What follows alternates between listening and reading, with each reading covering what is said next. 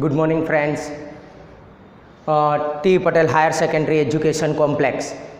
Today we have start Economics, Standard 11, Chapter number 4, Supply. Okay. In previous, we have given to video of demand. Okay. In previous lecture, we have given to demand chapter. We have start supply. First of all demand means what is demand. Demand means कि जो हमने purchase कर रहे वो ज़्यादा purchase ज़्यादा हो रहा है. फॉर एग्जांपल हम कोई गुड्स उसकी प्राइस कम है तो डिमांड क्या होगी, ज़्यादा होगी, और सप्लाई भी क्या होगी, ज़्यादा होगी. तो आज हम सप्लाई स्टार्ट करेंगे. Demand and supply are both equally important determinants of price. तो डिमांड और सप्लाई क्या है, वो बोथ डिटर्मिनेंट है, वो दोनों एक साथ हम उसको इक्वली इम्पोर्टेंस देते. जो डिमांड बढ़ेगी तो सप्लाई भी बढ़ेगी, डिमांड कम होगी तो सप्लाई भी कम होगी. Okay. In order to fully understand the concept of demand it is necessary to understand the concept of supply. जो हमने डिमांड समझा होगा तो ही सप्लाई हमें क्लियर समझ में आएगा. तो considering the demand of various goods in market it become function of market to ensure the supply of this good. Supply must be altered to accordance to change in demand. Just there is different demand every price, there also corresponding supply every price. तो अब देखते हैं कि demand, for example market में demand बढ़ी तो supply भी क्या होगी, बढ़ जाएगी. बराबर. तो सप्लाई क्या है, दोनों में चेंज आता रहता है, डिमांड और सप्लाई में. ओके. और सप्लाई क्या होगी, एवरी प्राइस, सप्लाई बढ़ती ही रहेगी.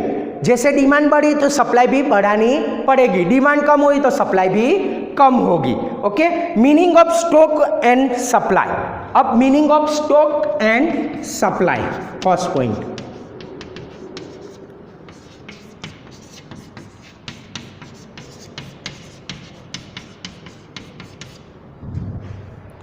बराबर.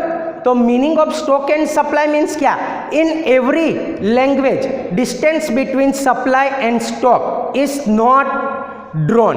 उसमें कोई भेदभाव नहीं होता इसमें. ओके. तो हम देखते हैं कि सप्लाई और स्टॉक में क्या होता है, पहले तो डिफरेंस क्या है, कोई में भेदभाव नहीं है हमें इसमें. However, economics there is clear distinction between stock and supply. तो क्लियर अंडरस्टैंड दिया है स्टॉक एंड सप्लाई क्या है. ओके. उसके बाद आएगा production.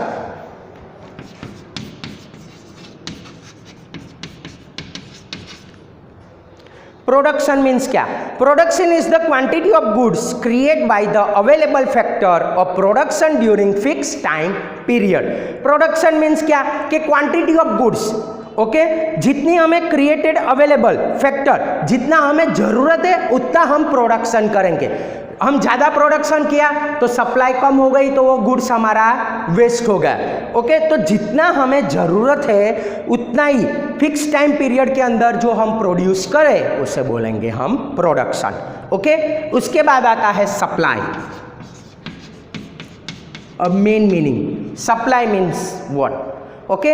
It is the amount of production which is producer is able, okay, able and willing to sell in the market at a given price a particular point of time is called production.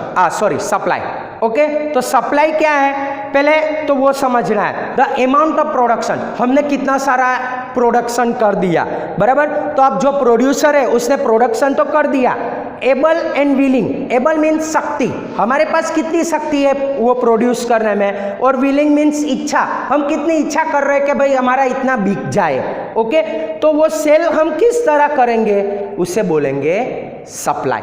तो फिर से एक बार supply की definition देखते हैं। The amount of production which a producer able and willing to sell market at a given price at a particular time is called supply.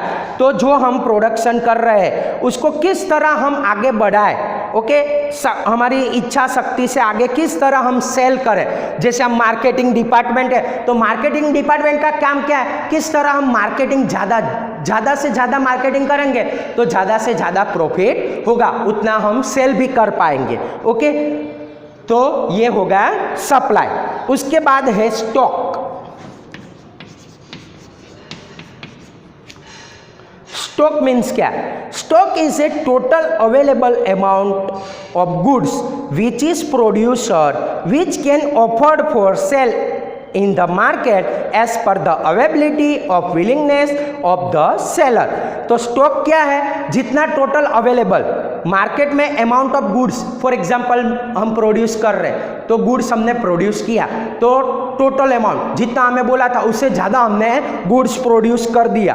पर अब क्या है कि वो ऑफर करेंगे, मार्केट में सेल करेंगे तो ही हमें पैसे मिलेंगे। ओके, तो उसके लिए हमें क्या करना पड़ेगा? मार्केट में ऑफर करना पड़ेगा। तो मार्केट में हम गुड्स लाएंगे, उसके ऊपर हम क्या करेंगे? सेलर को गुड्स डिस्ट्रीब्यूट करेंगे। ओके, तो वो हमारा क्या हो जाएगा? उसे बोलेंगे हम stock. For example, trader of oil in Rajkot has 500 packet of oil. तो एक राजकोट का ट्रेडर है, उसने 500 ऑयल के पैकेट बना लिए। Okay, if she or he is not able to willing sell in a market given price at a given point, supply is zero। अब वो सोच रहा है, बना दिया, अब उसे बेचना नहीं है। ओके, तो बेचना नहीं है तो उसको प्रॉफिट होगा नहीं, पर जब जरूरत होगी तब वो बेचेगा as a more price. Okay, तो उसे भी बोलेंगे हम सप्लाई। ओके, उसके बाद है कि but if he or she is not able to willing to sell 300 packet from the available amount and supply of oil is 300 packet. तो आप सोच रहा है कि मुझे 500 पैकेट सेल नहीं करना है, अब उसमें से मुझे 300 ही पैकेट सेल करना है। तो 300 पैकेट सेल करने के लिए वो मार्केट में बेचेगा तो उसको जो प्राइस है वो प्राइस पे उसको प्रॉफिट लगा के वो बेचेगा, और जो नहीं बेचा वो क्या होगा? वो हम स्टॉक रखेंगे। Before understanding the meaning of supply it is important to clarify a few concept. तो जो हम सप्लाई का मीनिंग ही समझ में आएगा तो ही ये हमारा पूरा कॉन्सेप्ट समझ में आएगा। तो सप्लाई क्या है फिर से एक बार देखते हैं। It is the amount of production. तो हमने कितना सारा अमाउंट ऑफ प्रोडक्शन कर दिया। ओके, प्रोड्यूसर क्या करेगा? अपनी इच्छा शक्ति से उसको आगे बढ़ाएगा, मार्केट में सेल करेगा वो जो गिवन प्राइस है। ओके, फॉर एग्जांपल हम देख ले मोबाइल फ़ोन में, तो पहले हमें देखते थे कि नोकिया था, सैमसंग है, आईफोन है, उसके बाद ये रियलमी, रेडमी, तो वो उन्होंने मोबाइल मार्केट में लाए। ओके, मोबाइल, तो उसकी भी प्राइस कैसी थी? कम थी। जैसे जैसे फीचर्स बढ़ने लगे वैसे वैसे प्राइस कैसे बढ़ने लगी? ओके, पहले प्राइस कम थी, उसके जैसे जैसे डिमांड बढ़ती गई वैसे वैसे प्राइस भी बढ़ती गई, सप्लाई भी बढ़ती गई। ओके, तो सप्लाई मीन्स क्या? जो अमाउंट ऑफ प्रोडक्शन हम करते हैं उसको हम प्रोड्यूसर अपनी इच्छा शक्ति से किस तरह हम मार्केट में अपने प्राइस में एज ए टाइम हम सेल करें उसे बोलेंगे सप्लाई। ओके, तो हमने उसके बाद है willing to sell. Willing to sell means क्या? The entire amount of goods able a producer trader is not called supply. Willing to sell means क्या? हमारी इच्छा शक्ति नहीं होगी तो हम गुड्स बनाएंगे पर उसको सेल नहीं करेंगे तो उसको प्रॉफिट हमें नहीं मिलेगा। Okay, it is stock which is become supply only when he or she are willing to sell given a price at a particular point, is a supply। तो हम क्या करेंगे कि जो हमारी इच्छा शक्ति, हम फॉर एग्जांपल मैंने प्रोडक्शन किया तो मैं प्रोडक्शन आगे बढ़ाने के लिए मैं क्या करूंगा? सेल करूंगा, मार्केट में सेल करूंगा तो ही मुझे प्रॉफिट बढ़ेगा। बाकी प्रॉफिट नहीं बढ़ेगा। तो मैं सप्लाई जितनी ज़्यादा बढ़ाऊंगा उतना मुझे प्रॉफिट होगा।